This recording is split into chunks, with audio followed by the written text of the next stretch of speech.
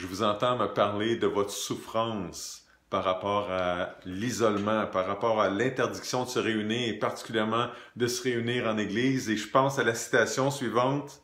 « L'absence est à l'amour ce que le vent est au feu. Elle éteint le petit et ravive le grand. » Alors ma prière, c'est que ces temps de solitude-là, ou d'interdiction de rassemblement, je prie que ça ait cet effet de raviver notre amour. Et ça me fait penser au psaume 133 qui dit « Voici, ô qu'il est agréable, qu'il est doux pour des frères de demeurer ensemble. » C'est comme l'huile précieuse qui, répandue sur la tête, descend sur la barbe d'Aaron, qui descend sur le bord de ses vêtements. C'est comme la rosée de l'Hermon qui descend sur les montagnes de Sion, car c'est là que l'Éternel envoie la bénédiction, la vie pour l'éternité. L'huile parfumée, c'était quelque chose de précieux, c'était quelque chose de riche, comme l'eau qui descendait des montagnes dans ces pays un peu désertiques-là. C'est bon pour nous d'être ensemble.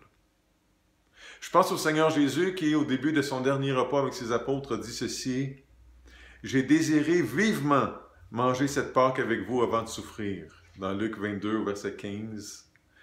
Et le texte original dit quelque chose comme ceci, « J'ai désiré avec désir, j'ai désiré passionnément prendre ce repas avec vous. » Et j'imagine que si Jésus était ici avec nous en chair et en os, lui aussi, il aurait hâte que ça finisse. Il souffrirait de cet isolement-là. Depuis la Pentecôte, l'Église locale, c'est la pièce maîtresse dans le plan de Dieu pour les croyants. C'est normal que ça nous manque, ces rassemblements-là. On est fait pour ça. Dieu nous appelle à ça. Mais l'Église n'arrête pas d'exister parce qu'on est isolé. On peut continuer de s'appeler, de s'écrire, de se voir de différentes manières. Mais ça va être vraiment bon quand on va pouvoir se voir. Moi, j'ai ce désir-là. Je désire avec un vif désir qu'on peut se réunir ensemble, se retrouver. Ça va être vraiment bon.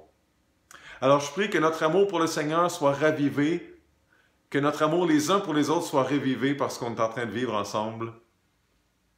On réfléchit à ça et on se reparle.